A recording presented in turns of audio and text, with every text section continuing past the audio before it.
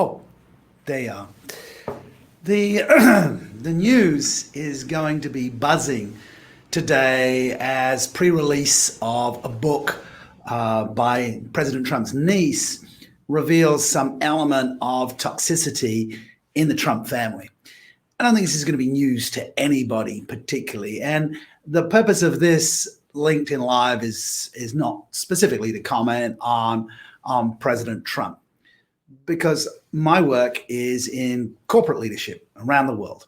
And I constantly see the need for validation becoming quite toxic at quite senior leadership levels. And I want to talk about that from my own experience. And I want to start with a story about my own father, who passed many years ago. Very strong, powerful guy, kind of broody and dark at times. Loved him a lot.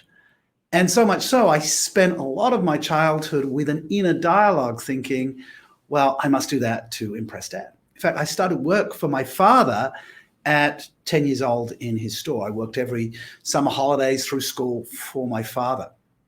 And so much so that I went off to university, and I constantly have that inner dialogue. When I did something well, I passed an exam, the first thought was, must tell father. I'm looking for his appreciation and his validation.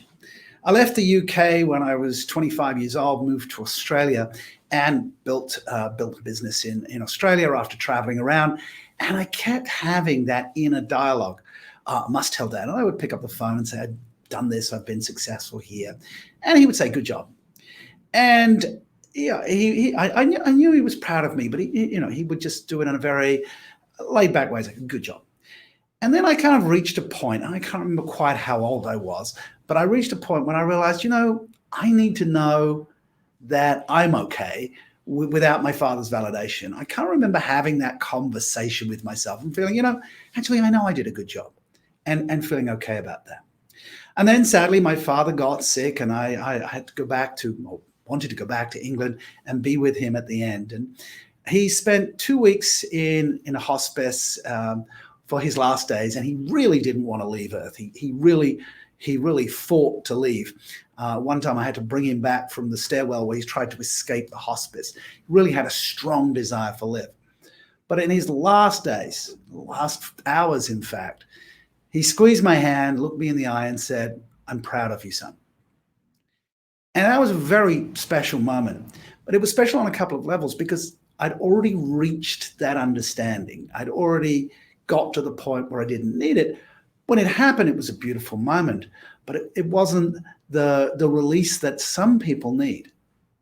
Because so often I work with, and particularly male leaders, but it works across genders, where somebody is looking for validation, somebody who's already passed, right? And how do you get, I'm proud of you, from somebody who has already left this planet?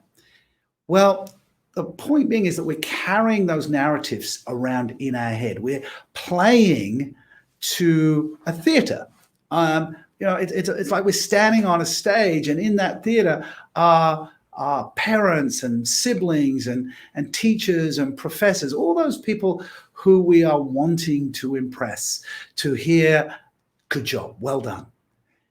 And the reality, of course, is that it's our narrative, it's our mental theater. And one of the things I do as a coach is help people look at the theater of their mind and say, are the right people in the audience? Are the right people on the stage with you, supporting you and encouraging you?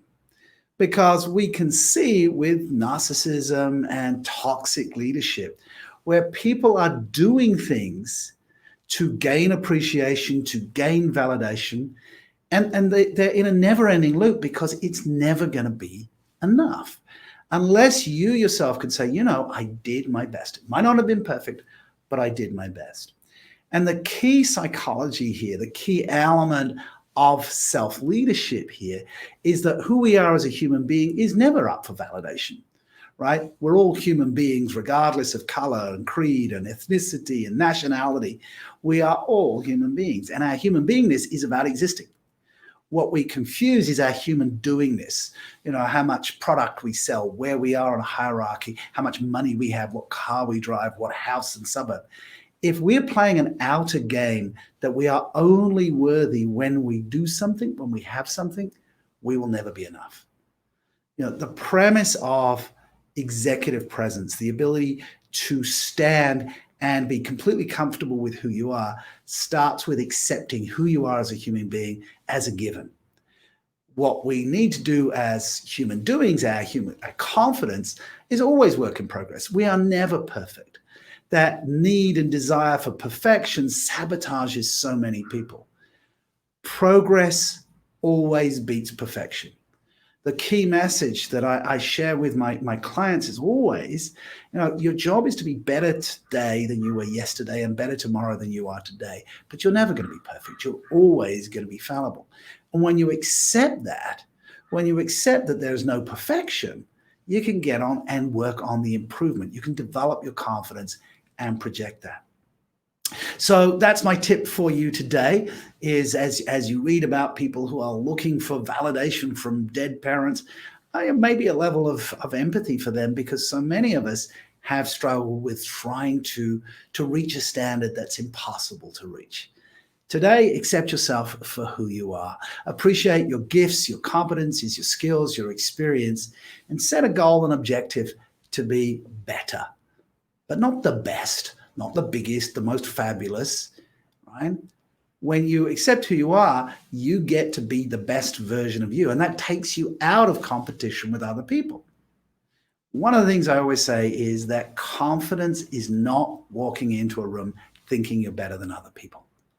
Confidence is walking into a room knowing that you don't have to compare yourself with other people.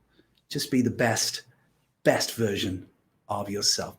So I hope that tip helps you today. I'm coming from this very blank background. And so before you judge others, make sure that you've got yourself together and you've accepted yourself, because a lot of the things that we criticize about others are a projection of our own inadequacies. So with that tip, this is Andrew Bryant, the self-leadership coach. If you want to know more, I've got a webinar, and I'll put a link below around how you can develop your executive presence. So have a great day.